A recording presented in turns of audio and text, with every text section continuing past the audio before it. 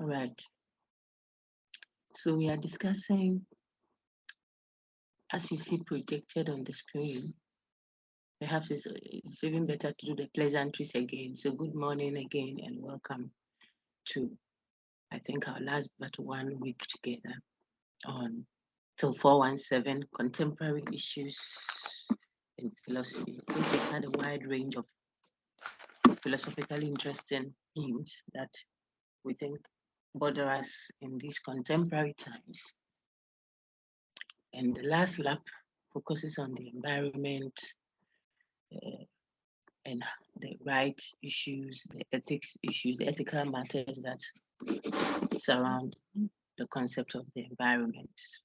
What have you? And we are discussing today animal welfare and animal rights. When you see the topic this way, it's as though uh, pursuing the welfare of animals can be equated to, or is being equated to, rights, but they are not the same.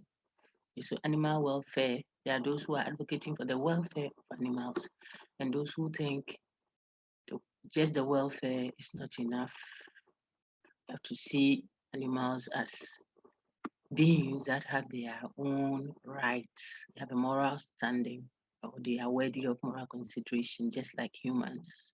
And so that looks like a stricter demand of attention of a kind for the animal, not as a means to an end, but as an end in itself, just like you would think of the human person. We'll see later, though, that such people even make a distinction between um, moral agency and moral patient, whereas the human being is an agent capable of making morally informed decisions.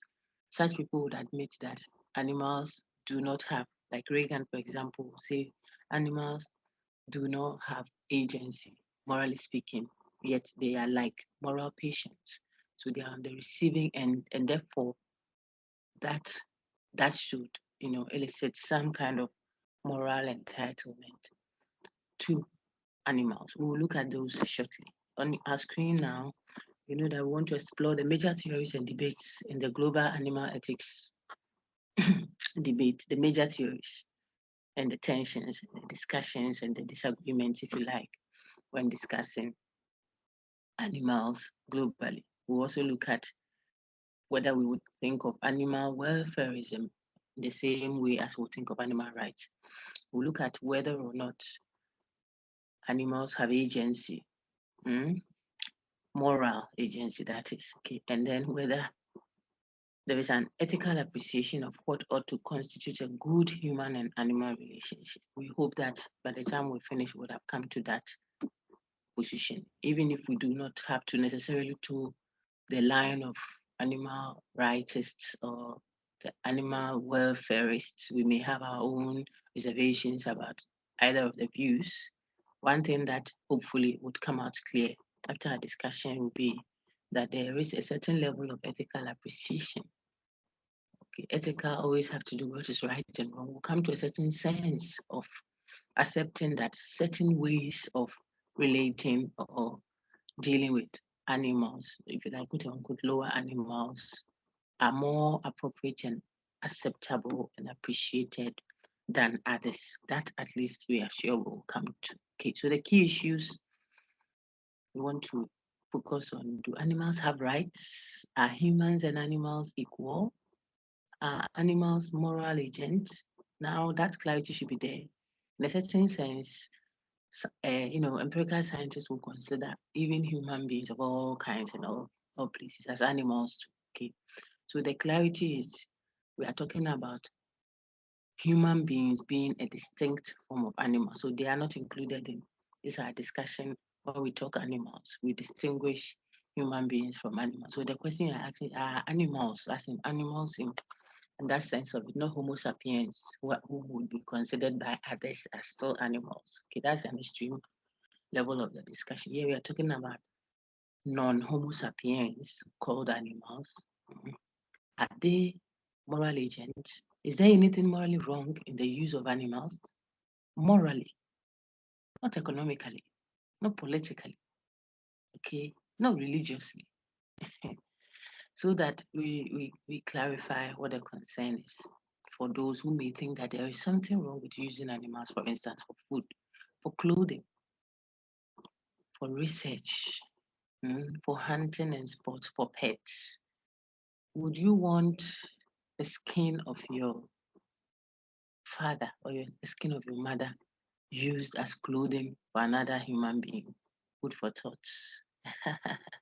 For research purposes, would you want the vaccine that is being prepared tested? Would you want it to be tested on Africans to establish the veracity or the efficacy of that vaccine? You'd say that's abominable. Who on earth would think of that? Which lab in which Western nation is thinking of doing that? Well, we feel fine. We are okay with it when says the welfarist and even especially the writers. We feel it's okay when the testing is done on a certain other species apart from senior quote unquote animals, Homo sapiens. When it is done to like rats in the laboratories, we think that's fine. I can't give my son or my daughter, human as I am, for him or her to be tested on to establish whether what we have put together in the lab will be fine for the human person. So we are okay when another species of the environment, animal species for that matter, sentient, is the object that is used for that test. Sometimes horrible situations, electrocuting them. Sometimes you get them addicted on the drug. You want to see how they will react so that you have an analogy, a comparison of sorts, that is how human beings will behave. Then you take the drug off and the animal becomes distressed, all in the bid to fulfill a higher so-called, you know, uh, need, the human need. Something that is horrible. So we're horrible for one group only because of how you are doing it. Okay. It is not good because of how you are. But others say, even if you use the smoothest, gentlest method, no matter how humane you are, it is against their rights. You may say that, oh, I'm raping the lady, but I did it gently, I didn't hurt her. It is wrong because you're taking someone else's right so that they are permission, something like that. So the rightest view would say that it is not a matter of, managing how you use animals for food or how you manage, how you are careful not to waste, uh, uh, animals that you are using for research. You can take just a few. Don't that is precautionary, being humane about it. That one will be accepted by the welfarists to an extent. So we are going to see that. But the writer says, no, no, even that is still detrimental to what? The animal's right as a subject in a life. We look at the subject of life, a being that has subjectivity, so to speak. If you won't like it, you can do it too. So we'll look at those shortly. But think around these because it almost looks like a hopeless situation for some of us who are thinking of sausage and fried egg on our hot tea this morning. We are almost embarrassed. I thought you didn't hear that. We are almost embarrassed, you see. But that is the point. Don't Yes. thank Thick. you. I'm sorry, sir. I'm But not I'm alone saying this here. way that It's not easy. My very thick ideal milk is sitting by me here. And I know that it didn't come cheap. Somebody had to be squeezed and squeezed and squeezed out to get that milk, and then it will be evaporated. And cowbell our milk, and we drink it without any embarrassment when it is not ours. Would you like it if some people squeezed your mommy's, breasts when she had you fresh, and because she has had you fresh, there's a lot of juice in her, milk in her breasts. Then some people who care and pull and pull and pull just so that they will eat, we would have said, that is so abominable. But for the animal, it seems okay. Now that's the problem. So on my screen now, please, you see that I'm projecting theories in animal ethics. commonly been classified into two major types. I've touched on them already: animal welfareists and animal rightists. The welfareists, look on my screen. I think the slides are, I shared the slides, or you'll find them in the resource too. So no headache. I'm just speaking to them. We'll try to make this as crisp as possible. It's a very cold morning, quiet. I suspect some of you may not even have. We don't want to say all of that on air, so we'll make it crisp so that people can always rely on it, both main and city campuses, even though this is a city campus session now. So on the screen, you see what is the animal welfare theories. I think I tried to summarize it for you. And Harrison, can I have you read everything on the slide? Then I'll speak to it, then we'll move. All right, Doc. Animal welfare theory. Animal welfare theories accept that animals have interests that allows these interests to be traded away as long as there are some human benefits that are thought to justify that sacrifice. Animal welfareists are those who are depicted as having utilitarian or pragmatic notions that acknowledge human obligations to not cause unnecessary or avoidable harm, undue suffering, or loss of liberty to all animals. Bill Beauchamp, 2009. Yes. Animal welfarists generally are those who believe that humans have obligations to protect the basic welfare interests of animals. Very good. So look at the line of reasoning very well so that you see where you would have thought that, but they were saying the same thing. What is their point? They are not. They all want to make a case for a certain group of the environment or a certain species. We have seen for trees, we have looked at rivers, stones, we have looked at the atmosphere. Some of us even talked about land. You know, we saw land ethics and all that. So, but these uh, folks are making a case for a special attention to be given to animals, not Homo sapiens. So you would have thought that both the welfarists and the rightists are advocating for the welfare, if you like, of, of animals. But the welfarists seem to have something else up their sleeve that, or better still, the rightists have something else up their sleeve that even the welfarists would not agree to. Okay. So let's see what the welfarists say. The welfarists say that let's give animals you know, treatment that is humane. Treat them humanly. Like, I mean, take care of them well. Treat them well. Don't cause them, look on the second slide that Harrison read, unnecessary or avoidable harm. The unnecessary one, don't cause them. The one that you can avoid, don't cause them that kind of harm. That means there are some you cannot avoid. That means there are some harms, they are necessary. The welfarists will not have issue with you. You have to eat. So the welfarist will not be against it. Insofar as you didn't go and catch the cat, I give a vivid example or illustration with the main campus people. That's Wednesday. Just one cat. You know, some people eat cat. Sorry if you are hearing it, and you are not Ghanaian or you are not African, you might say, what? Yeah, it's a delicacy for some. The point is not even so much in the fact that some find it as a meal, but the concern, which I think even the welfarists will share in, is how such an animal is what? Even killed before serving it as a meal. Some can put some, rotten fish or something that attracts the cat, because cats like fish. They will even steal it, put it in a sack, opened, the sack is opened, so they throw it deep into the sack there and they are innocent morally, you know that they are not moral agents. So they are more driven by, if you like, appetite. You enter the sack stealthily, trying to go and pick it before master comes. And voila, as soon as the cat enters, goes down deep there, everyone who is part of the entrapment will appear from wherever they were hidden in the room there, hold the sacks open end together and tie it firmly. And you can imagine, I've seen that done. in the past. I don't eat it, but it's not something. It's not something that if you knew that it was put on your food, you would have said, what is this? Even dogs, people eat snakes, crocodile. I mean, so it would not be news. A type of monkey of war. That's a way of war. No, it's a type of a monkey-like, you know.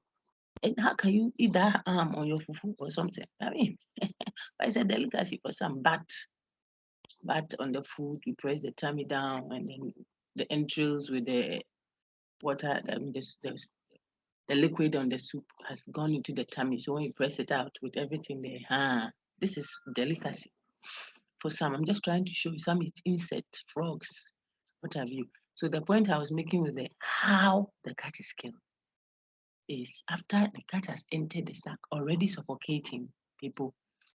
Whoever is the expert, they will lift the sack with the cat in it. It has to be the strong type of a sack, otherwise it might tear. Hit it on the ground or on the wall. Boom, boom, you hear the cat, until the ceases. They can even leave it lying there sometimes for hours because the cat can be resuscitated. It can resuscitate, so can be revived easily. So it might not be dead. I mean, until they confirm it is dead, and they come and roast it, cut into pieces and blah blah blah. Now the point is, even the welfarists who admit that you can eat. If you eat, you haven't committed a crime. You can use pets. We'll read more of that. Can use pets for, animals for even research. You can, because we can't use the human besides the reptiles now to do that lab test. Whose son or whose daughter should we use to test the thing? It is something we have finished, but you want to see if it's efficacious. That drug is coming to the market. How do we test it? Well, the rightist will tell the welfare. You're asking me how we should test it. If the Western world, because technology is, more advanced there, so they produce a drug and they want to test, or a vaccine, and they want to test its efficacy, and they bring it to Africa to come and test it on the African folks. Will you like it? Because the argument would be, well, we cannot test it on ourselves. The same way, you shouldn't say that, well, I don't know which human being to test the drug on. So it's okay if another species, you see why he calls that speciesism, Tom Regan. We see it soon. Because speciesism, what if we were doing social, political philosophy, would say ethnocentrism. You are looking out for your species, but not the other, as if they don't matter. And his argument is, don't just look at it like, oh, let's look out for their interest and their welfare insofar as, no. It is their right, says Tom Regan. So you see the point of disagreement. Unnecessary or avoidable harm, you shouldn't cause it. That one will be fine, even for the animal welfareist. And you see Beauchamp's quotation there. In other words, humans would have to have an obligation to do what? To take care of the interests of animals insofar as they are not causing undue harm. See the qualifications. It means harm is fine. Undue harm is what is not fine. Because if you eat sausage this morning, then it meant that some days ago or some months ago, some cattle was killed. Or depending on which sausage, some chicken had to be strangled. Some would even pull the live chicken's head off like that just to kill it and show that I have control over the chicken. What kind of harm is that? Eat it, but give it some humane treatment. That's the whole point. So I told you, I don't know if it was this class or the previous, the main campus, I told you the traditional setting, how before even a chicken is killed. I don't know about now, but in the past when I was growing, you will bring the chicken home, tie it to or even a goat. Goats are more almost like treated like humans. You know how goats deliver? They deliver like humans do. Goats don't deliver plenty like that. Sheep and goats giving birth to 16, 17, no. They deliver like human, either one or two or three, like the way we human beings normally would do just one child or twins or triplets because of their makeup. Okay, so before they kill a goat, they will tie it, all the cassava for fufu at home. You peel it, you go and put it in each tray there with water by its side. Maybe it is for Christmas. Oh. Maybe it is for Christmas, but the goat has been brought home as early as 6 months ago. It lives with you, it eats, drinks water, preparing its mind actually, you are going, but we want you to go cool. Even chicken, I remember very well. We give it corn every morning, but it is tied to the tree. That's a signal for that chicken or a cock or that goat that you are going. You drink water. Then even on the eve, ask any Muslim who does the appropriate killing of an animal. That's why those who are very sensitive to these things want to buy their animals from a Muslim butcher.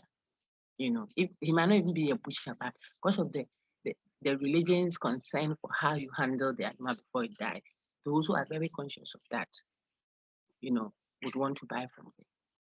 Think about all this. They are very practical. We are not going far away. Okay. Some will cut off the animal and pour even the blood out into a bowl. Go and cook it and eat. What are you looking for in the blood? The life of the animal is in the blood. Let the blood go. Let it flow out and eat the flesh. You're hungry. But you want to eat its life in addition to yours. Why won't we have kids? Is it the children are kids? Yeah, they be. I don't call my children kids. I advise you don't. They are not kids. Because kids are the baby goats. And you can see how goats behave. You are going to buy milk, powdered milk, and the people said the advert says, shows you baby cows, so to speak, saying cowbell, our milk, my cowbell folks. The producers of cowbell, just think about it. The people singing the song were baby cows, and they're telling you it is their milk. And so we will drink it and grow big and tall and fat like calves. Okay, it was just for you to laugh about that. But think about what I'm saying very well. Mm. So they will go through all these procedures before people, before on the day of cutting of the animal's tooth. It is gently done. When you are doing it and the animal is wriggling itself so much, you see the people say slow down, you hold it down so that it doesn't struggle to die. Humane. Humane. That's the whole point. Humane. Not that because it is an animal, you take a big club of a stick somewhere and hit its head. Boom. You know, cats, especially the baby cat, like to rub themselves on people. So sometimes maybe you are going to write some IUD that you are in a hurry and the baby cat will be rubbing itself in you, and sometimes inhumane treatment comes from people. You just put it off. Oh, you to go up and the cat will go and hit the wall and come back. And meow, meow, meow. It's raining. The dog is outside there. When it wants to come inside, close the door and hit his head and say, "Go out, or you are dirty, your legs are dirty, you are bringing it to my sofa." These are inhumane. These are the points. So where is it sleeping? What is it eating? It's not so much because of that I don't eat eggs, because I want to fry eggs. I've asked them to do it for me. I'll eat eggs. Eggs are food. But the whole point is the welfare is, if you got that, then I'll move on quickly. The rest will just plan to protect the basic welfare of the animal. So they are not against you using it for food, so far as you do it without applying unnecessary harm, the harm that can be avoided. You shouldn't. Don't go into the bush. And when you see a snake in the bush, because you are coming there to, excuse me, do whatever it is, whether holy or unholy, then you look for a big stone block there to go and hit the head of a snake which is living in its habitat. Where should it come in your hall? What are you doing in the bush? You shouldn't go there. If you've gone there and it is there, run out. But you go out there and go and get a big block and call others that order her. When the thing is in the bush, where should it live? And you go and kill it. Why? That's the problem. If it comes into your hall, I don't think even the welfareist will tell you that, oh, be kind to, because that is not where it should be. But if you go and build your house, listen to me, those are the lines of argumentation. You have gone into its habitat. You are swimming, and then you see a sea snake in the water there. Because why? What are you doing underneath the sea there? Are you a fish? You have gone to do, navigation and exploration. If you see it, take fine pictures and come and tell us, hey, the shark would have finished me. But you are going to kill the shark in its habitat. Should the shark leave the sea and come and fly in the air? How will it survive? That is the respect and, if you like, interests that we may want to look at. When we go ahead, we'll see more. So you see here on your screen, please look at it. Main use, I've touched on that. You can use them for research. I've said that food is fine so far as there is no unnecessary harm caused. Better handling, better condition. Even if you want to use it as a farm animal, you want to treat it well, let it do the veterinary like you'd have done with your own, husband or wife. If you were co-working on the farm, you will all work. Someone is reading the Bible, you say, my bread, I feel tired, my head. You won't tie it and take where you come and sit by force. You say rest a little. You don't say the people are coming for the goods. You need to harvest more so that you will have 10 sacks available. If the animal is tired and strained and hasn't eaten and is not producing well, and yet injecting it to do more. That's inhumane. Excuse me. You can see names like Jeremy Bentham, John Stuart Mill. These two parties are always at the same place. Peter Singer, Carl Cohen, and Robert Garner in this category. I think Carl Cohen's view stands out more. We'll read some of them. So there are types of welfareism. Those who advocate for welfareism, but they do it, look on my screen, please. They do it indirectly. The first group are those who advocate for a humane treatment of animals only because it leads to human benefits. You see that? There comes that argument again. They tell you that if you treat humans well, it makes you able to treat you, it makes you treat other humans well. You develop that character of caring, for being kind, avoiding cruelty. If you are cruel to animals, before you know it, the way your leg booted the cat out of the room because it took a bite of your fish. That is how you'll be treating your son. You will do it unknowingly because you have grown that character. So the indirect welfare is an indirect way of learning how to treat humans well if you treat animals well. So it is actually for the sake of what? Having good human relations that you learn to treat genial animals like yourself well. Okay. After all, look on the second paragraph. Almost everyone would agree that animals lack reasoning or rational capabilities. Take note, it's rational reasoning I'm talking about, rational capacity. Because as we go along, you see that there are other things that animals and humans share in common. It may not be reasoning. We may not see them speaking the way we speak and all that. They might even have a language, but they don't speak the way we speak. We don't know what is happening with the parrots anyway, because they repeat stuff.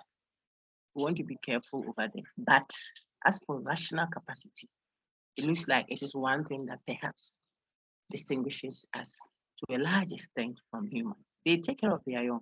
Have you seen a mother chicken in the morning? I was telling your friends, leading the chicks. You'll be amazed. Leading the chicks to go get food. She wakes up and one worm that she picks, she spreads it, bites it, spreads it, pickles it, and then shares it. Akukwa obey no, the chick that is always closer to the mother is the one that eats the thigh of the grasshopper. The mother shares the food. You think even if they don't reason, they are not sentient, they don't have a sense of emotion, they don't have a sense of feeling responsible. Have you seen a mother bird about to lay its eggs? It builds a nest. It builds a nest. It goes to Chazako and Dev Shako and asks them, let me see the options of houses you have because I'm starting a family. A bed. So if you look at those, have you seen a dog that just delivered, a mother dog? They are so wild, my brother. Don't go near them because of their children. When the children grow a little, they let it go. Have you seen a mother goat in labor before? So if you saw all these things, you see a certain sense of things that we may share in common with animals, even if not rational capacity. Because mind you, humans may lose their rational capacity. You will not treat your grandma who has become, what's the expression? What's the expression? Has lost her memory, suffering from amnesia. Has he or she become any less human because of that? No, definitely not. Is the baby or the toddler no longer a human being because he or she is not applying rational capacity? No, you will not treat them in a certain way because they do not have that.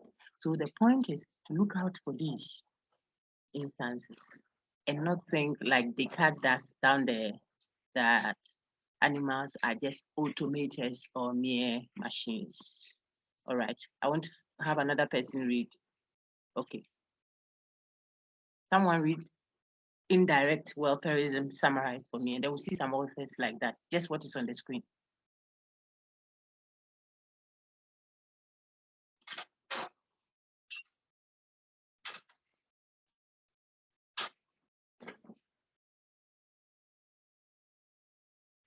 And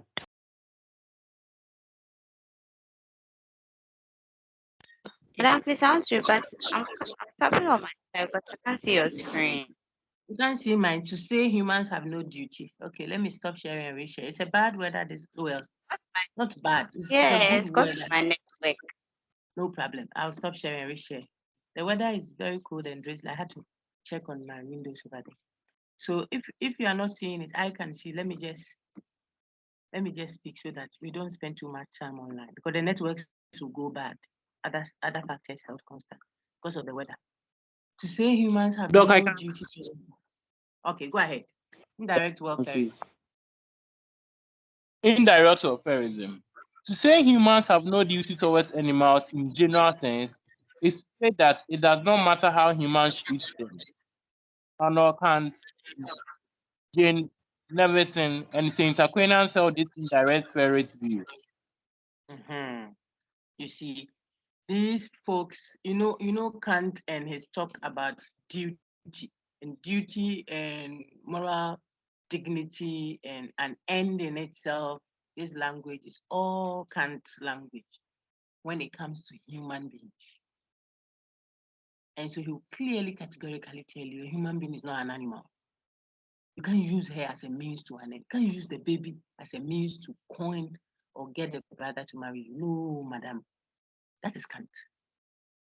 But what about the animal? But the human being is not an animal. So from that, you could trace an indirect, and we are going to look at some quotes from there, from them there. If there is any attention I'm giving to animals, it is because it will help me build the same posture towards animals. Harrison, read. I want other ones to read. So if you are able to read, then raise your hand so we'll mix it up nicely. Please go ahead, sir. All right, Doc. Immanuel Kant. Animals are not rational beings and so do not have absolute worth. They are therefore in the category of things. They are properties which can be used as means to human ends. Exactly, man. Saint That's what I'm Aquinas. saying. So yeah. So for Kant, there is no contention. Even what he tells you, you can't use humans as a means to an end because they are not animals. Okay, and humans have intrinsic worth. This is all Kant. So if we have to make any room for the interest, the welfare of animals, it will be only because it will augur well for some other interests of humans. Either it will make us become better humans in treating each other, or it will serve a certain end, food, pleasure, whatever that the human being is. I mean, the pets, when we are doing the horse racing circus, circus, you go for a fanfare or something. It is the horses that ride on that field, and then people laugh and have fun around them. So if it is for that pleasure, then it's fine. How about St. Thomas Aquinas? Please go ahead. Saint Aquinas. Christian theology maintains that humans cannot sin against animals because God has subjected all things to man's power. Animals are irrational beings, which humans use as obligation, seek their welfare except for that welfare that benefits humans themselves. He wrote that if a man practices a profitable affection for his wife, he is all more disposed to take pity on his fellow man. Quote and unquote. Very good. So it is only because it will make you disposed towards what? Taking pity, fellow feeling towards your fellow man. That's the only benefit. But aside that, this is Aquinas speaking now. Aside that, it is eat, kill and eat. Rice, kill and eat, Peter. That is all the animal is there for. So sausage they enjoy. If you want to fry some egg, go ahead. Wele on the fufu, it's no problem. Somebody's mother, good, or somebody's father, good. Papa is in trouble this afternoon against some fufu. You see, it says all that you haven't sinned because man is a center of God's creation, and all these, they look at the snail far away in the bush. Man will invade what's the thing, her ecosystem. Even more closely, her habitat. Go and find snail under. Charlie, akokuno kura nipawe akokuno. Hey, human beings. So akokuno is like a worm, eh? I'm saying that it's like a worm. It's a worm-like. Okay, sorry, but these are delicacies for people, so you want to be careful. But then there's Jan Navinson's own. And what does he say? We should be better people if we did respect animals, or that animals are really quite lovable. And we do better to treat them as pets than as potential meals. Okay. So people see the dog passing by. The dog is wagging its tail, and it wants to come to the brother coming to the home. Then all the brother sees when he looks at the dog is a meal. No wonder when you are passing, the dog barks. Daytime, you haven't entered the wall, but as soon as the dog sees you from a distance, it and it is barking at you because he knows that with you around, he's a potential supper, kebab. We shouldn't. This is the advice from our friend, but none of this will get us to animal rights. So none of what has been said so far is about animal rights. It's just about animals' welfare, which as part of the fundamental apparatus of morality. We haven't gone to animal rights yet. If there's a question, don't hesitate to raise your hand. I'll take it. Now, types of welfareism, two. We just saw the indirect one. So they think that if you pursued the welfare of the animal, it will be really about how that develops in the human person, a sense of what? Pity, a sense of fellow feeling, what have you. So the welfare is an indirect welfare. You are really seeking welfare of the animal for yourself. It is not directly for the animal, simply put. But there are others who think of welfareism in a direct sense of it. They hold that duties are owed directly to the animals. You owe the animal that duty, not as a right, but you owe it that duty. So you will see that in utilitarians like Jeremy Bentham and J.S. Mill, and even more forceful in Peter Singer. I told you the two up there, Jeremy Bentham and J.S. Mill are almost always together. Remember utilitarianism, the one that talks about quantity and the other talks about quality. They are always almost together in their philosophies. Now, to say humans have a direct duty to animals in general understanding is to say that, it matters how humans treat them. It is not about how we treat them will become better. No. It matters how you treat them for themselves. And yet again, we have not talked about it because they are entitled to it as a right. as a right or because they are worthy of moral consideration. We haven't said that. That is the rightist. So this is the direct welfareism. Those who belong to this group use utilitarian theories, utility, the usefulness, to criticize how animals are treated in contemporary industries. You can see that. I've spoken to that already. I mean, the animal works like a machine on the farm. He's sedated with that drug to see the effect of it, almost to the point of sometimes electrocuted to see how powerful this machine will be when we want to arrest that thief. How? The duty not to cause animals to suffer unnecessarily is considered by this group as a duty owed directly to the animal.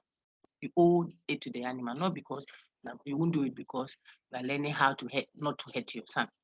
So you won't hurt the animal. It's not about you, it's about the animal. It's a responsibility owed to that animal. These are the direct welfareism group. I've mentioned the names that are. Please keep the names. You have to write in level 400, you have to write as an academic.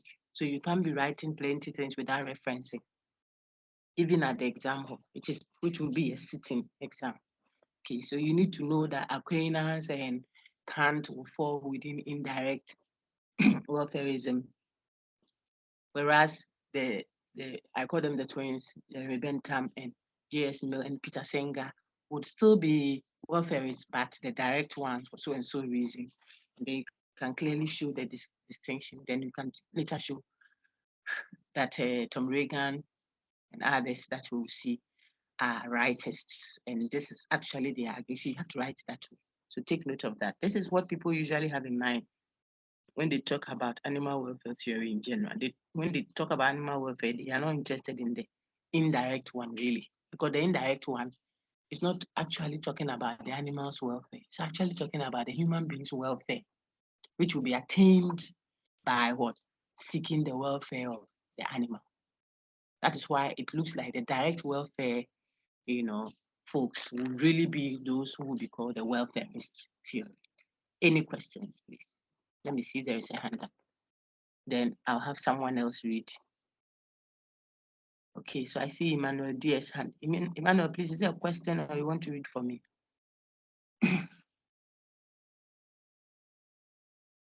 Very quickly, please, so that we don't have a lengthy recording. A question. Go ahead. Go ahead, sir. Emmanuel, go ahead. Okay, so if Emmanuel's network works fine, we'll take his question. Let's have someone else read. If you want to read, could you raise your hand? Bible. Emmanuel, I just heard you, so I don't know if you started speaking earlier. Oh, sorry. Doc, please, I said over here we are talking about welfareism, but it seems is it Thomas Aquinas or something, is using the religion aspect to explain this. Yes.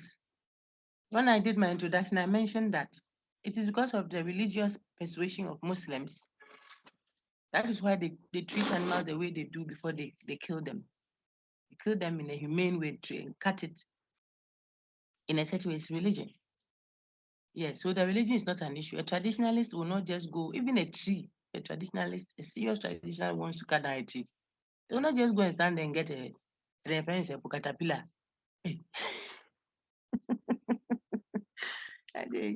The chainsaw and start cutting that tree. No, not even a tree.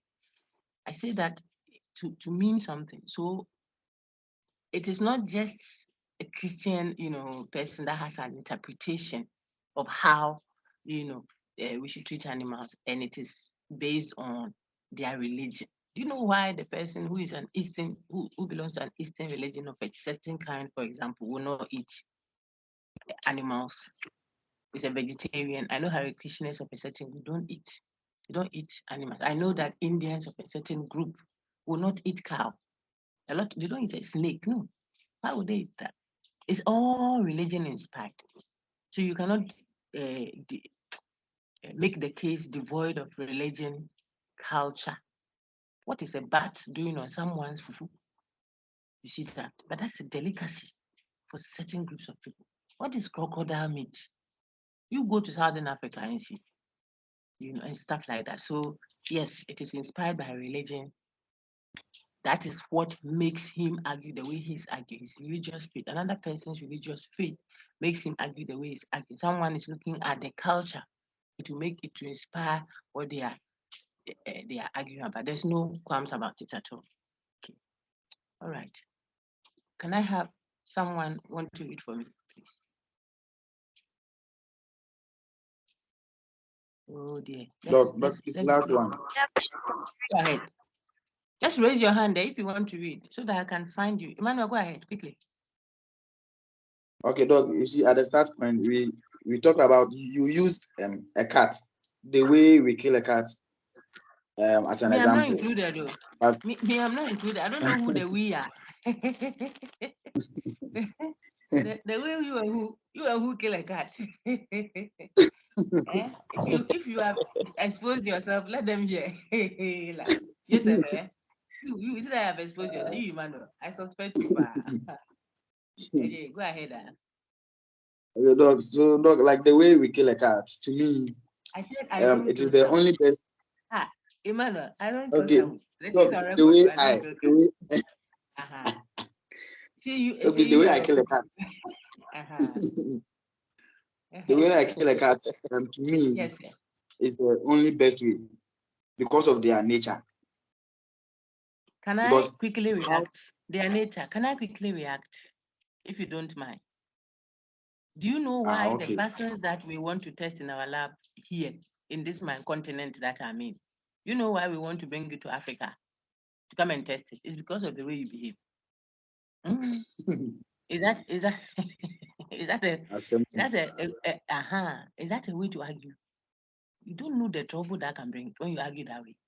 The reason why the clothing we don't like, we want to take it to this because of the way.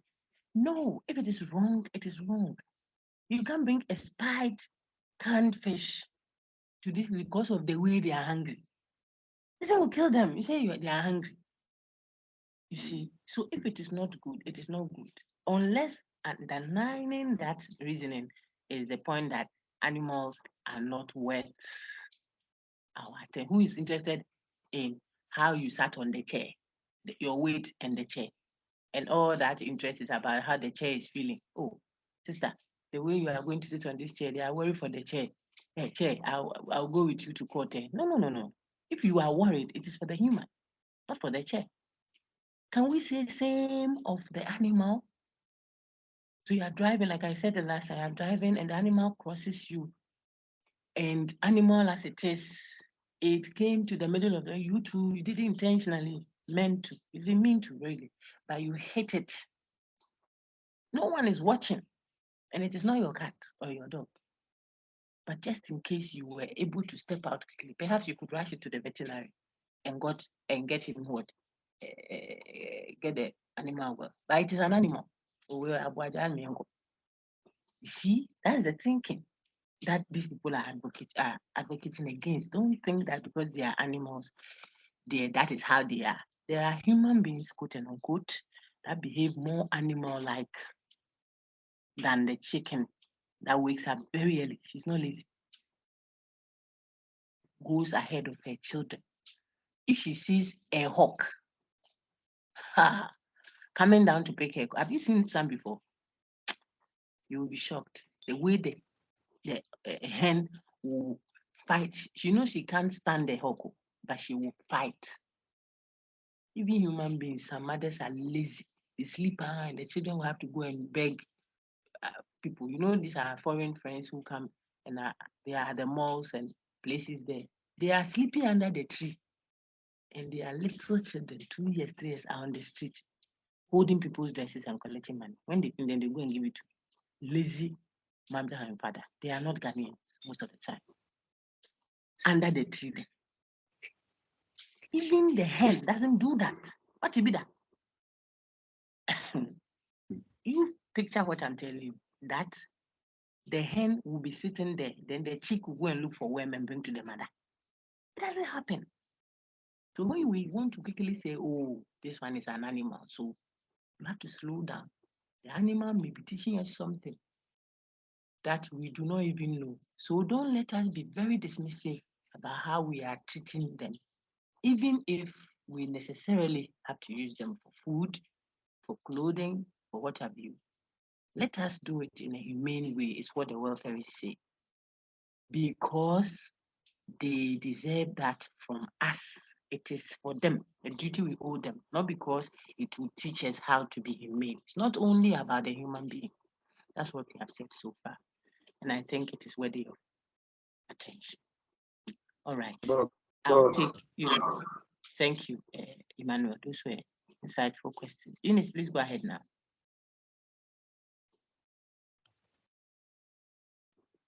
Hello, Doc. Please, since I Yes, can't my see lady. your screen, I'm reading from my device. Please, where should I start from? Oh, this thing worries me. Critique of welfareism. Later on, let someone check it for you, okay? So that you can always follow easily. Critique of welfareism. I'm on slide number 12 now. Okay. Critique of welfareism. Mary Midley, Voltaire, Tom Reagan, and Peter Singer have all challenged the arguments that animals are mere machines without any rationality, that they do not suffer pain. Voltaire means that Voltaire claims that by observing the behavior of animals, humans can identify similarities with the behavior of animals that should make humans believe that animals reason. Mm. In Reagan and Singer, 1976. Good. Others like David Hume, Charles Darwin, Jeffrey Mason, and Susan McCarthy have demonstrated that some animals can reason and show emotions similar to humans. Therefore, it is inadequate to argue on the basis of human and animal difference. Very good. So here we see the point I was making earlier. Even I was charitable. Just a minute, my lady. I was charitable to say that animals may not reason, but they still show a lot of sign. Look at the ant. Even the Bible references the ant. It says, "You sluggard." Eh? Look at the way the weather is this morning. My sister, if it wasn't that I want to imitate the ant, Nanga, you won't hear me this morning. It's a lie. I'll look for some nice soup which has sister goat's back in it and enjoy. But we are admonished to look at, we are entreated to look at who? The ant. Tiny little ant has a lesson for us. The ant family. Look at the bee. One big mother. And look at what they produce and how they protect her and how she protects them and all that. Eh? These are animals, insects, environmental beings, sentient. There is something that they can show you. I could go on and on and on and on. From the dog that has just delivered, I was telling you how it behaves. The bird knows that it is going to start laying it. Even the chicken, the home one, open the hen, when it is about to lay its eggs, look at how she treats the hen. When those who don't have a domiciled place to live, who roam about, you see that she will take the sand. Adia, now all homes are paved. You don't even know what is going on. Everywhere pavement, long walls with gates. You don't see you don't see life. What you see is artificial. Everything is man-made. And so even the air is polluted. Go to places that you see those things, even if it's for a visit. Travel once in a while. Go to Oduri Mountains. Go to,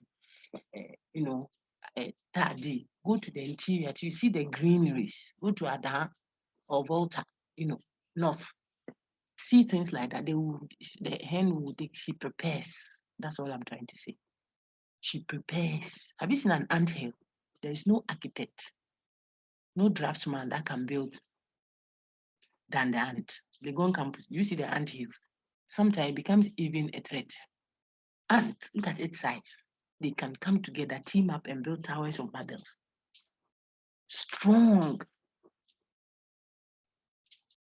They are. So some people want to argue that look, if you watch the animal very well, there is so much you will learn. Have you heard? I asked you in some of the sessions. I don't remember, but I asked you. Have you seen any animal? Use the domiciled ones, the domestic animals. Use them. That is in labor. And we have started going to call, no, the animals themselves are looking for ambulance to rush them to hospital for delivery because of the complications of birth. They deliver. So if you watch the similarities, maybe, there we go, maybe there is something that we can learn from. We should see them as compatriots of a different kind, just like whites are not blacks, just like even the blacks, there are different types, just like there's brown and there's Caucasian and there's whichever version of white you want to. Then when you come all the way to the continents, just like within one continent, there will be those that are north of the nation, those that are south. These are societal differentiations, but we are all in one. That's the point being made. So we won't be exactly the same, but there are similarities. So don't use the difference to suffocate others because you are just setting a standard that will be applied higher. I said this is what the ecofeminists argument was against feminism proper. You are advocating for your rights that has been trampled upon by your compatriots, the male gender. But when it comes to fighting for environment or nature, ecological, aspect of the whole, world, the ecology, you don't join them. You rather go and join the people that you are fighting against to trample upon the entitlement and interest of the other species. That is the problem. So when you are busily arguing because you think it is humans versus animals, and all you see is chicken soup, chicken soup, chicken soup. So you want to say, how can we survive without chicken soup? These people shouldn't say what they are. Remember that you could be daily bread for another group of human beings who are cannibalistic, just in case there are any left. They might see you as food. Would that be all right? If not, why? Oh, because we are human beings. Really?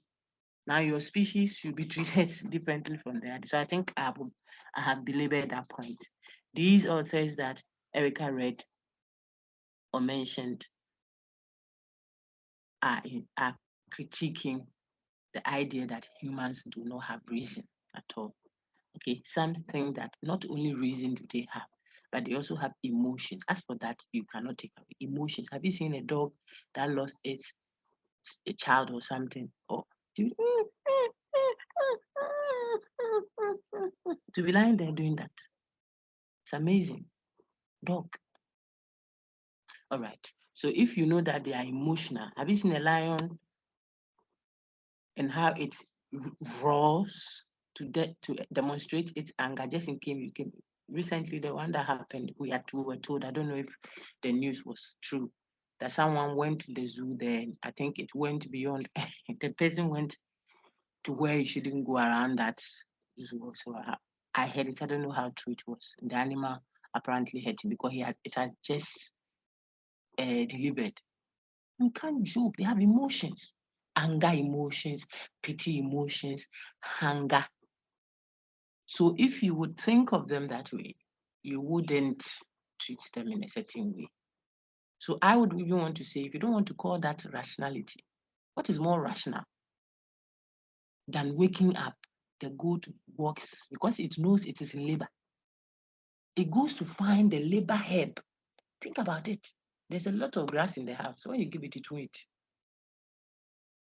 It will walk into the interior there.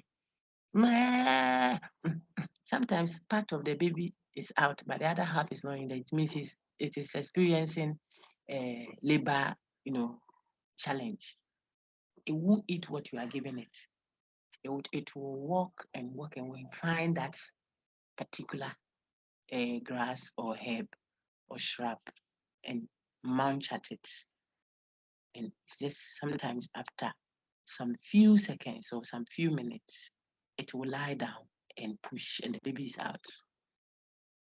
And she will lick it, and come back home with its baby.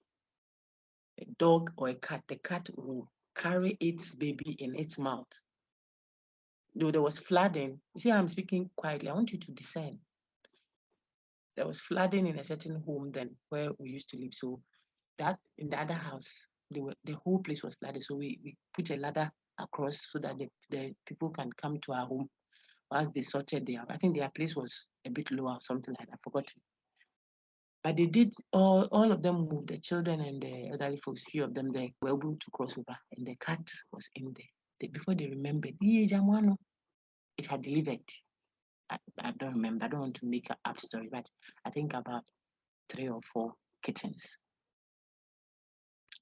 Before they knew it, the cat was also coming out. But do you know what was happening? It had its baby, one in the mouth. Then it jumped to the roof with the baby. It had rained big time to the roof, left the first one there, went back. So whereas human mummies and daddies were crossing over on ladders into other person's room, the kitten, what's the name? Cat by itself was carrying 8 babies, one after the other, to a safe place on the roof there. You say it is an animal, so it is not relevant. It doesn't think. It doesn't have emotions. Why didn't it leave its baby there? Okay. Sometimes today eat their children. You don't know what is wrong with them. Well, human beings sometimes eat their children. You don't know what is wrong with them. So on our screen now, let's move now. In what ways are humans and non-human animals alike and unalike? I prefer that than dislike. Do you think that the similarities between humans and animals are enough to grant animals some or equal rights with humans? Main campus folks did this yesterday. I suspect you were expecting that you will also do it. No, please. I'll give you another one. So according to Cohen, we have seen Cohen, we know his view. So we just read through them quickly. Erica, please read. Let's be sure everyone knows it, then we move. I'm on slide number 14. Carl Cohen. Okay. Cohen, according to Cohen, humans owe to animals the obligation to act benevolent towards them, even though the concept of rights cannot possibly apply to them. Cohen, however, holds that there is no moral harm done in done the use of animals in medical research to advance human knowledge and to find cure and vaccines for pertinent human ailments. For him, it would be justifiable to do so while the welfare of animals is considered. Very good. Don't read Animals the are quote, not please. stones. Don't worry. Yes, they are not stones. So, like we said earlier, because he's a welfarist, he wouldn't be worried much insofar as we use animals. If we use animals for instance, lab research work, insofar as we do not cause harm. This is Ghana. We already mentioned their names up there. We are showing you a summary of their views, which make us put them in the brackets of what? Welfarists. Okay. Can I have someone else read? Please let's have a participatory class, eh? That's all I'm trying to get at. So you can remember what Harrison read. It helps your understanding and your remembrance when you are working. It helps you to remember. You know that Erica read. That one quite was Erica that read it too. She mentioned those 2 names. Oh, Carl Cohen and So let's have some other hands. Please, if you don't read, I will just walk to. I don't want us to have such antagonism in a cool morning like this. Hmm? Vincent, go ahead. Thank you. Thank you, Eunice. Okay, look. Ghana preferred to call his position as animal protectionism. Francois and Ghana, 2010. It is Ghana's hope that his animal protectionist position will either bridge the gap between welfarism and animal rights view or be seen as the necessary step or approach that can lead to attaining the ideas of the animal rights view. Ideals, yes. Go ahead, sir. Ghana said that merely pursuing a moral campaign on animal rights may not get the expected results unless it is backed by a political strategy. Welfare reforms can minimize animal suffering to a high degree without necessarily abolishing a particular practice of the use of animals. Very good. So you see the quote there. Now it means for him, using animals is not a problem. I mean, that's the quote. Look at it down there. It is what they are used for. That is the key. And I think that that one would appeal to a lot of us. Because if we don't use them, how will you get our sausage for breakfast? How will we get fish? Fish is part of the animal sector. Don't close your eyes.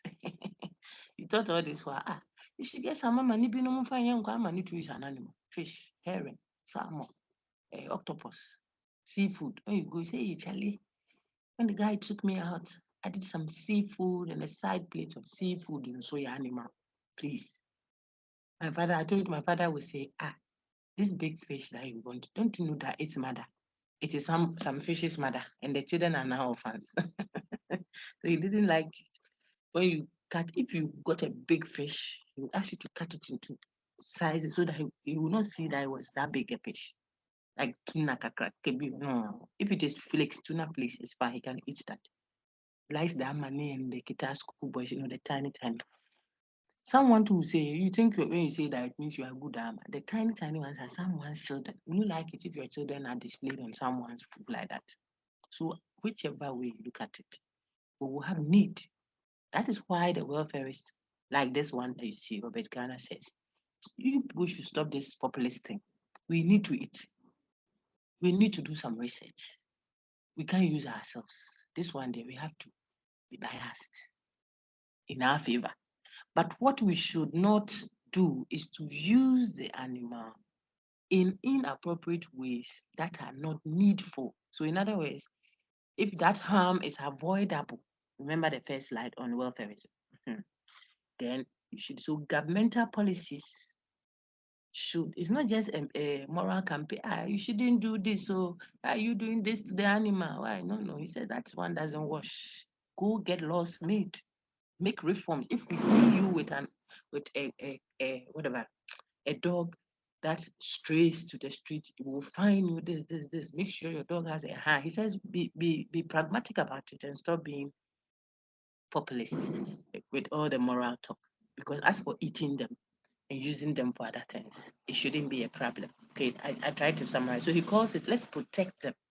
Animal protectionism would capture his view more, seeming to be like a mediating view between those who say give them rights and those who say seek their welfare. He says, I would, so it looks like he's talking welfareism, except that he says, go use the laws, just like you have laws that protect human beings from being knocked down the street.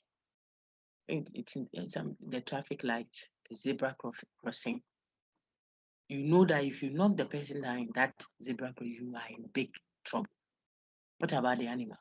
Oh, after knocking them, the cars will just run over them till it starts smelling. Then someone will lift it because they don't like the unpleasant smell. Human being, not because they are sad, but they are not happy with the way that animal who is already dead is being treated. Will you like it if, God forbid, your dead brother who was knocked down by a car is run over by the cars that are going and coming? Would you?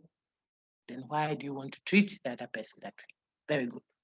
Peter Singer and animal liberation. Listen, do as the honest again. Peter Singer in Animal Liberation. Mm. He is often considered to be the father of the modern animal rights movement. He published a book titled Animal Liberation in 1975. It has been a critical resource for the worldwide animal rights movement. He criticizes our treatment of animals, especially those who believe that animals are ours to use and dispose as we wish. Twofold contribution to animal rights. One, equal consideration of all sentient beings, and treatment of animals in agriculture and scientific experiments. Yeah, so I think that the whole point we are seeing why we call Peter Singer or the other guy, Carl Cohen, and the folks there. What about their theories or what about their writings make us label them as welfareists? That is why we are referencing these things about them. And for Peter Singer, the contribution that you can mention, very two strong twofold contributions. You can mention that he has made towards animal rights. I'm cautious about the use of rights though. So let's say the animal interest is what? How he has advocated for animals to be thought of as what? Beings that are equally sentient, like as humans. They feel pain, they feel happy. Sentience. If you don't want to talk rationality, talk the fact that they too, they hate, they worry, they get anxious, like you also do. If you were closing the door and you didn't intentionally mean to, but you closed the door while the dog's leg was or limbs were partially there, so you have locked the door to its limb. You didn't intentionally do it. You will hear the dog, just like a human being would have done. Pain, suffering, sentience. So you don't want to behave as if you are the only being. So this is the contribution we want to highlight about Peter Singer. His admonishment of what? Recognizing human beings as beings with sentience, just animals as beings who are sentient like us. Then I think there's also a talk of how he emphasizes the treatment of animals in agriculture and scientific experiment. All right. Singer's defense of animals is based on the principle of equal consideration of interests. I told you it's not so much rights per se because of the discussion we are having. We want to be cautious. Consider us all equally, which is for him is both plausible and applicable to animals. They tend to hate species. Okay, please read that. I don't want to gloss over it. Read it. The paragraph, the quotation on Singer there.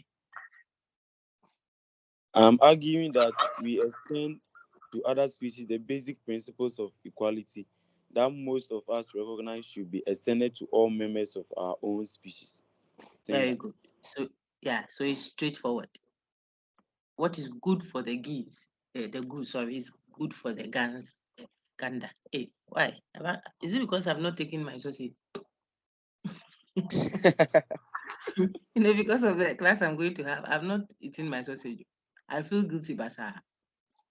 When I finish, I'll have him to go and bite a little. I don't know whether it was a mixture of chicken and cow or it's just cow, but it's sad. So sentience is what is captured there. We feel sad, we have emotions, we have sensations. I showed you instances with illustrations. The cat felt that it cannot allow its kitten to do what? To drown. So it picked them one after the other up. One up, one up. It is not daft. It is not dormant. I don't know the expressions. Animals are not like that. Even the ant. And if you think that, oh, doctor, you are exaggerating, it's your Bible. You and I, our Bible that references the ant. He said, you sluggard, go and look at the even the ant knows how to come and pick one small. You know how they go and do announcement? I cannot understand how they do that. You drop one small tiny sugar on my office table in the department there. One small one. And before you return, God help you. You would have gone to bring all the people from the constituency and the region. Those who have traveled in that come and see. Come and see, oh. They will come into your office and come and carry that 1 cube of sugar or something away. Unity, purpose, determination. They are not perturbed by their size. They don't think that these people are we're like grasshoppers before them. No. They don't fear. They believe in this. So these are qualities. You think that because you have body, you are big and strong, you and I. Look at the ant. Even your fingernail is bigger than about 10 ants put together. Of course, the regular ant. But we were referenced, we were referred to them by the Holy Book. Okay. So sentience, they feel, they can see, this is a good thing. I have to go back and call others to come. Then they line up. So one picks and passes it on to the other, and the other passes, and then before they know it is gone. The bee, the same thing in their production of honey for you to look for. All right. So Singer agrees with Jeremy Bentham that the most important factor to be considered in according moral status is not rationality, species, language, or others, but rather the ability to suffer. Sentience. If you know that it can also suffer, if you feel for it, that this thing I'm feeling as a mother, that I'm busily looking for fish in the seas to go and, or I'm a father busily fishing to go and feed my children. The fish I'm catching will be trapped by my, what's it called? My fishing line, that I put a little small tiny fish. What do they put on? Something that attracts the fish, on it. When I put it in like that father fish is also looking for food for its children. Just as me, human being father, I'm also looking for food for my children. But because we will have to eat anyway, says the welfare is now. You fish, but don't fish and cause so much harm. And now that we shouldn't cause harm to the fish, how will we cook it? You welfare, so how will we cook it? We can't eat it raw. We have to cut it and put it in the oven, then it will grill. It will be before we eat. Okay, so that was just for fun. Now we'll move on quickly to, let me see, enough of, I think, see the speciesism, Peter Singer's speciesism, that you want, what I equated to ethnocentrism when I was giving the introduction. You are protecting only your species. You think yours is more, look at them there. You think that being human is a good enough reason for human animals to have greater moral rights than non-human animals. Ethnocentrism. We cry and worry sometimes that globalization is really westernization, because it looks like it's a dominant culture that is being imposed to subjugate others. And yet when it comes to the fish and others, we say, oh, but obviously. So look at Singer's quote down there. I think that I have given you enough already. So some of them you have to fill in those gaps for yourself. A prejudice or bias in favor of the interests of members of one's own species and against those of members of other species is what he calls what speciesism, which he thinks we should avoid. Now, some arguments against modern ways of farming, maybe to give some of you ideas. So Vincent to do that last one. Then let's have a hand up for the next reading so we can finish this presentation. I'll share this to both main and City Campus. Listen, do the last lap whilst we wait for another reader. Go ahead. Okay. Argument against modern way of farming animals. Singer also documents the treatment of animals in agriculture and research and makes visible horrifying. The beaking of poultry, multiple chickens confined to small crates, pigs living in store where they lack room to turn around, and the suffocating ammonia-laden air in very many factory farms. Animal use in experimentation where animals die or suffer prolonged painful death to repeated electrical shocks, intentional overheating or withdrawal from drugs from which they are forcibly addicted. Such practices are not in line with our ethical values. He argues all of us to become. Oh, please, I'm not seeing that part. Oh, sorry. Is it better? He urges all of us to become moral vegetarians. Vegetarians, yes, please. Yes, pardon some of the editorials. I couldn't do all the edits. I just passed them on as I received them from. So don't worry about the edits. When we discuss, you're able to, because I think that this is they are forcibly with a Y addicted. Okay. But I think that you can do the English editing. Let's look at the content. So this should give you ideas. The poultry. You can eh? They put plenty, look at the poultry farm, they put plenty chickens. Sometimes they can't even move. They treat them like the way, you see that because we do that, we are treating our fellow human being business sometimes like that. If you do it to the animal, you do it to your fellow human being. So God help us. And on all these instances, electrical shocks that I referenced earlier, intentionally overheating or withdrawal from drugs. You want to see just in case someone was taking this antibiotic and didn't finish, what will happen to it? So you say, let me try that on an animal. So you infect the animal with the sickness, then you give it the antibiotics partially just to see how it will react. Then you know that will happen also in the human being. Shouldn't that tell you that what you are doing to that animal is just like how you are treating another human being? Because the effect will be the same on the human being there. They should tell you that perhaps we should find other means of checking that and not using the animal. So the animal dies or becomes, deformed, like what would have happened if an actual human being took that drug partially. So how? Now, we make the animal artificially, whatever. Apologies. You make it blind because you want to test how it will be. You don't care. So those are the issues. Now you saw that. Look at this slide before we got here. We are moving animal rights now. Because we have said a lot about the rights, I don't think that we would dwell too much because when we're discussing the welfareist theories, we try to show you what it is not.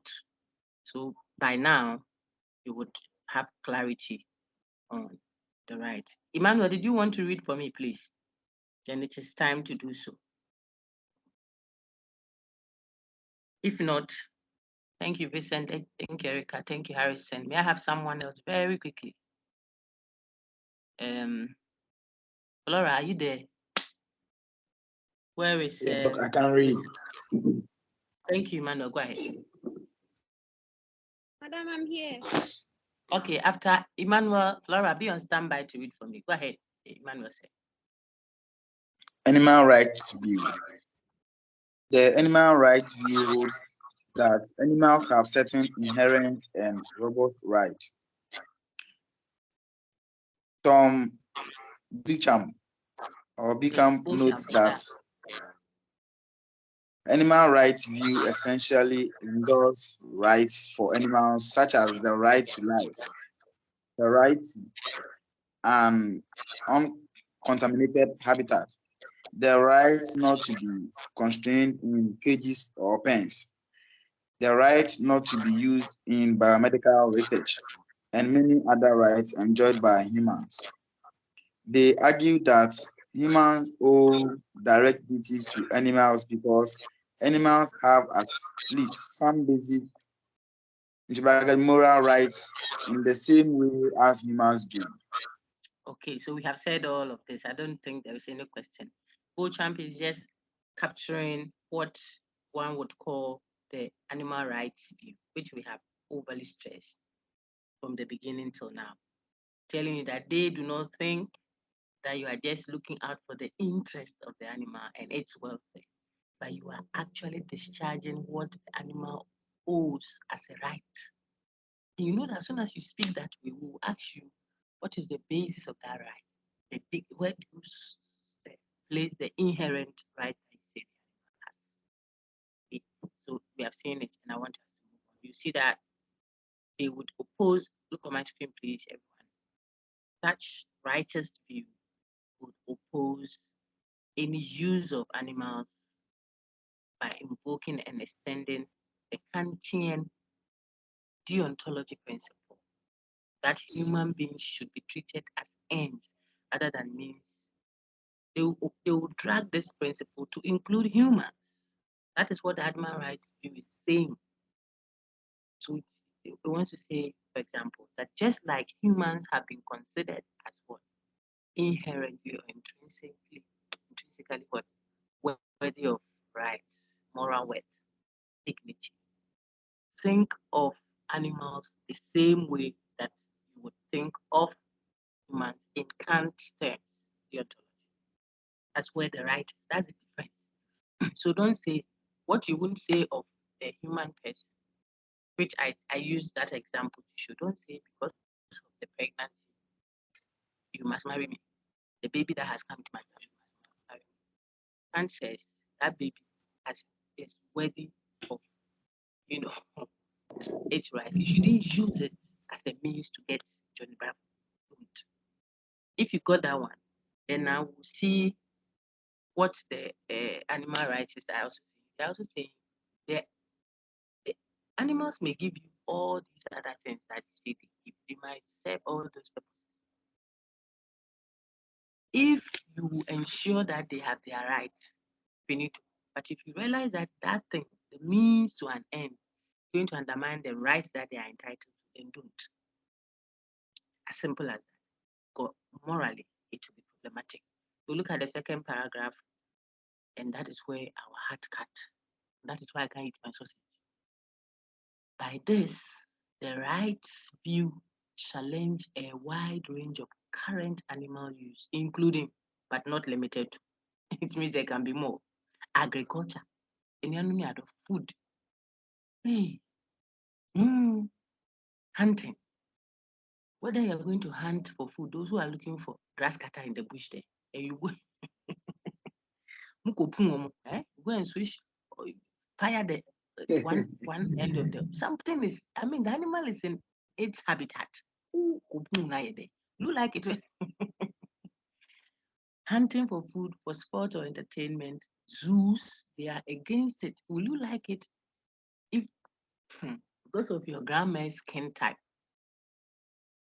she is kept in a cage and displayed? People pay to enter, or tourists come and see the kind of very smooth skin she has, even at her age. So she's there and people come and watch, and some throw food at her to show that they appreciate her skin. Oh, zoos, circus, scientific experimentation. They said they are against this. It is against the animals' right. See some names there. Tom Reagan, who is for, and look at that name very well. I mentioned it on slide number 2. Tom Reagan. He stands out strongly for what? Rightist argument when it comes to animal rights. His own is even what? An abolitionist view. He says, abolish it. Don't use moral talk. Abolish the use, because if you tell them to use them humanely, who is defining humane use and inhumane use? You see that?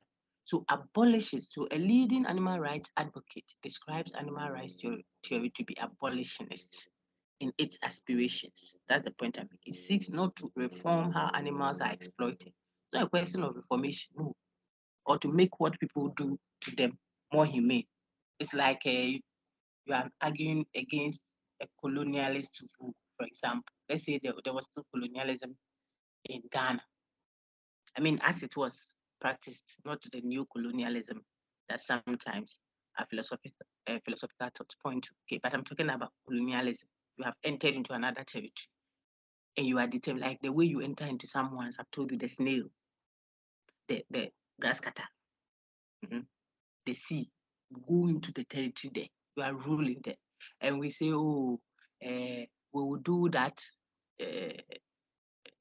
grass cutter hunting in a humane way. Which humane way? He says, don't do it.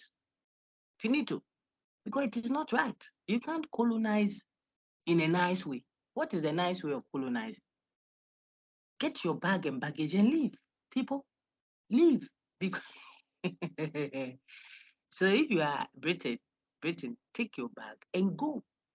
You cannot colonize in a nice way. We'll make sure we build schools and this. No, don't do that. We don't need that kind of. So don't tell that's the line of reasoning, if you like, of Tom Reagan about the animal rights. Don't make it look like you are doing them a favor, so you do it in a good way. Get out.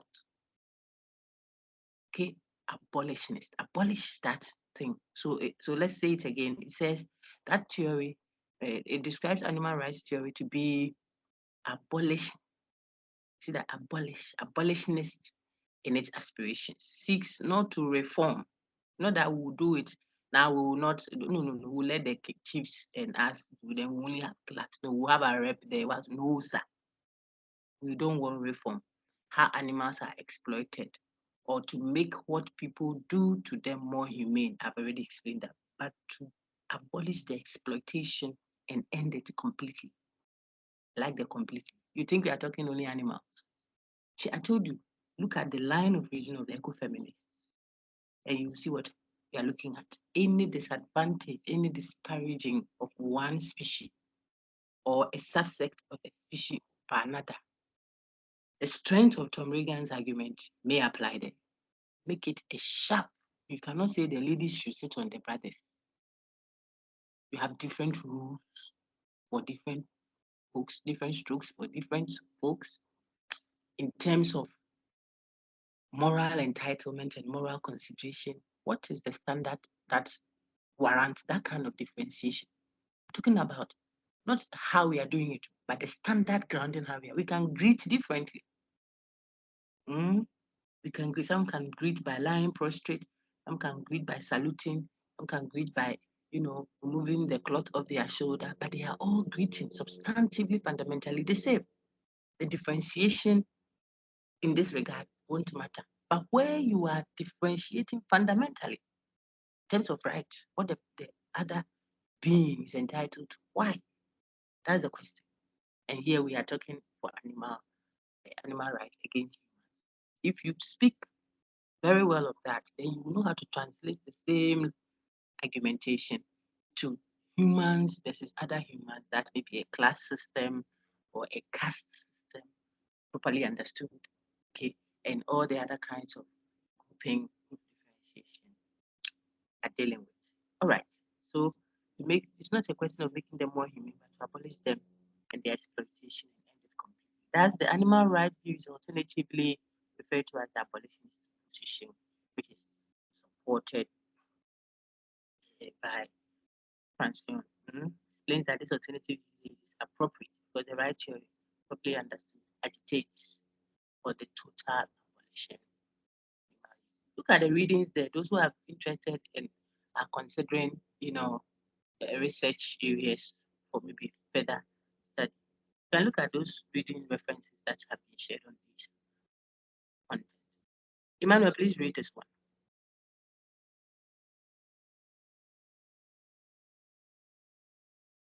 Is Emmanuel there?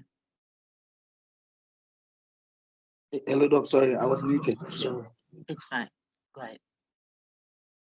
Elizabeth Anderson, 2004, notes that animal welfare defenders hold that the basic criterion for a being to be morally considerable is sentiency or the capacity.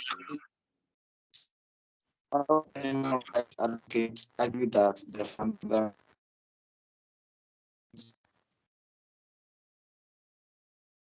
Oh dear. Let me read that. Okay, let me help out here because sometimes we have special students trying to engage the content too.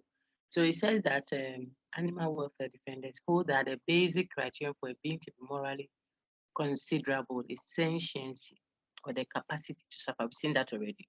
I told you about the dog when its leg gets stuck in the door when you were closing it. If it were a stone, it will not say anything. If it were the chair at the lecture hall, it will not talk. If it was your fan, it won't say anything. You can crash it for all you like. Do that to the dog, or the cat, or the cow or goat, or the bird. You will hear a noise. You see a reaction because they're sentient. They feel. But the second paragraph, sentiency or the capacity to suffer, while animal rights advocates argue that the fundamental requirement is subjecthood. So we want to see the distinction here. The welfare folks we saw earlier are stressing more what on the sentiency. So don't let them suffer, but you can still eat them. So before you kill them, give them food. Let it be done. Don't hit the sack over and over again before you do something like that. So that's what they are advocating for. But the righteous, those who are advocating for animal rights, say it's not just a matter of they feeling but they are a subjecthood, consciousness, state of being. They are subject. Let's open that a bit more. That's a subject does not only require sentience, but the ability to have proportional attitudes, emotions, will, and an orientation of itself into its future. So it's a being, not just because it feels. but it is a subject. That subjectivity, it can look out for its future. It's oriented, it has a will, it has emotions. I told you about the cat. It picked its babies up willfully. It didn't ask permission from anybody. You see, animal rights view advocates include, we have seen their names, Tom Regan and co. Read and find them. I think I've done enough for it. Tom Regan and animal rights. So you see what is the ontological argument. We have seen it. Then how Regan rejects Singer's, look at the second paragraph, utilitarian approach. Then what he thinks is fundamentally wrong in our treatment of animals. It is because we don't value. Remember when I was reacting to Emmanuel's first question, is the value, how you see the thing that will elicit a certain kind of behavior towards it. Our moral relationship to animals cannot be fixed up by merely treating them a bit more kind. It's not a question of being a little bit more kind and bringing them aid. You see what I said? Like, oh, let's get them something to get them going. No, the supposed developing countries may have that attitude meted out to them from the authoritarian group that think that we can just give them a bit more, aid. Let's be a little bit more kind. No, it's not that. Let them be human. Respect their dignity. Now, that works fine when it is a discussion on humans, eh? But when it is the animal, then you say, oh, we want to be a little bit more kinder. Let's be a little bit more friendly. Let's reduce the harm. But the harm there we should cause, that we should reduce it. This is what Tom Regan says. Don't say that. Give it to them as their right. They're entitled to it. Okay. And then what needs to change is our fundamental value, orientation towards conscious or sentience. Good. Some more from him. We are done. These are just further elaborations. So Tom Regan and animal rights. What else? Animal lives matter. You see there. Woo! The animals will go on strike.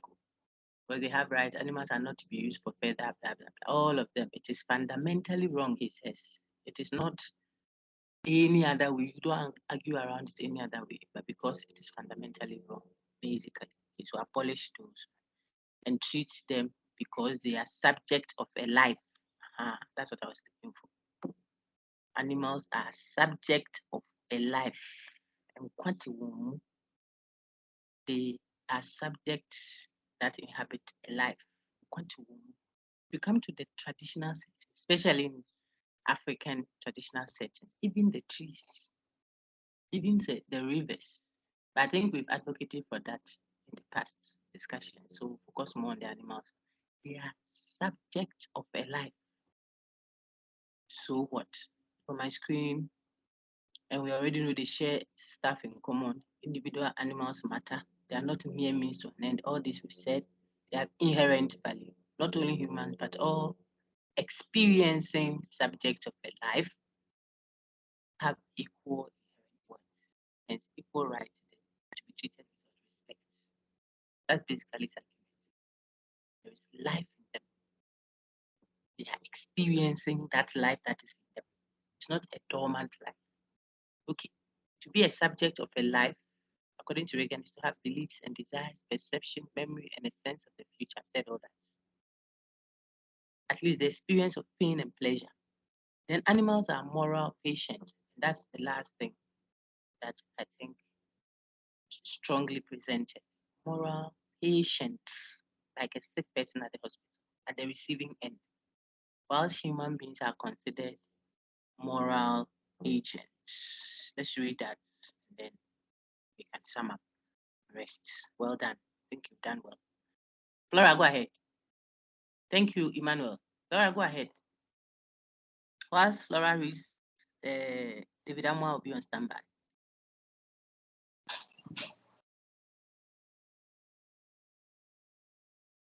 Oh dear, there's still time, Flora. Quickly.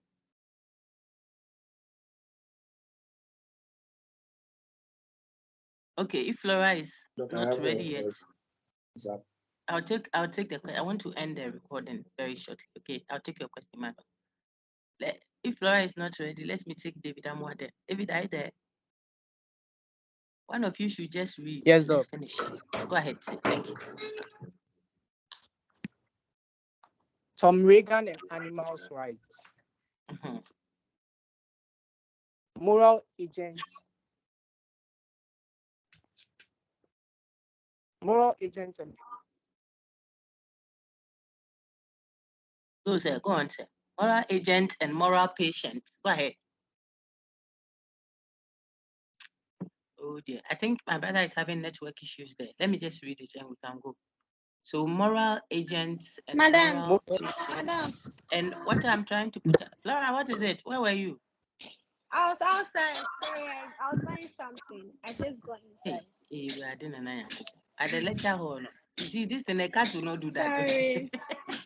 I'm A sorry. cat will not do that. It's only human beings that do that. I'm Moral, sorry, go ahead, Mama. my lady. Yeah. Oh, don't worry. Go ahead. Moral agents. Moral agents, and moral patients.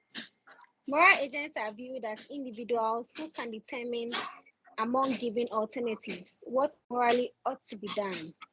They are freely able to choose which moral action to take, all options considered. They are agents of moral actions and, as a result, considered morally responsible for their actions. Excellent. Now read the other one. Moral patient. Yeah. Moral patients in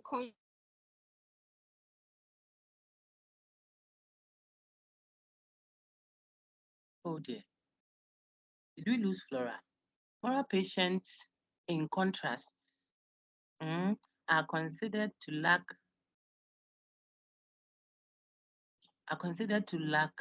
what is required. Madam, sorry. Don't worry. Continue. It's normal. Let's finish They rather. Yeah.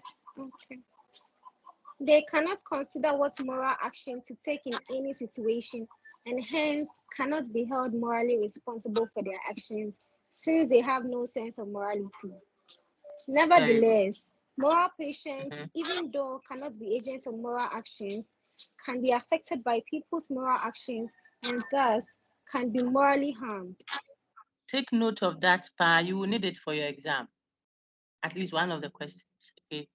They are not agents, so they don't administer it. So immediately your frame should go to the hospital, the paternalistic posturing that sometimes is associated with the ethics in the health center. The one who is giving you health sometimes may be overly paternalistic. He might just mean well, but he's being paternalistic. Has to allow you, the one who is receiving that supposed health care, you see, to tell you that, oh, I know you mean well by giving me this medicine or something, but the way I feel when I take it,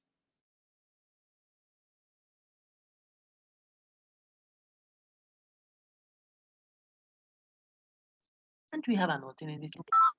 What I'm doing. Meanwhile, you are receiving that help. Okay, so moral agents and moral patients is a strong argument that Tom Reagan makes to distinguish the moral relation, if you like, the sense of morality that is connoted when you talk about animals and when you talk about human beings. Respect principle, he thinks, is key. Respect. If you respect the animal, you give it the rights that it has, given its inadequacy to make gentle decisions.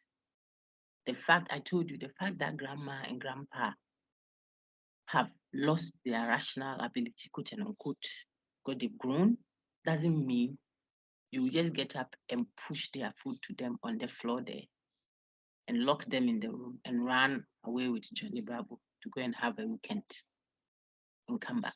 That's how sometimes we cage the animals and and and just insofar as we have put some food in a trash can of a kind and put there with some water there, even if they are lying, excuse my language, this morning in their waste, you know what I mean? It's like, oh, it's fine. All because they've lost or they've had a hick of a kind on their rationality. That is not appropriate. But we can say it confidently when it's a woman. I'm sorry, a human being. What about if it is the animal? Okay. So he further claims that, look on my screen, this is a critique against the rightist, which Cohen, who we know is a welfarist, is strongly projecting. You have to read it to enrich your argument. Adios, the end. Now let me stop the recording, then I can take questions. Please, did you hear me up until now? I don't know if the network went off. Can anyone still hear me? Oh, good. Thank God. So I'll Yes, stop Dr. the Gani. recording. Perfect. I'll stop it. We are done. I I think we can hear did you, well. though. Thank you so much, everyone.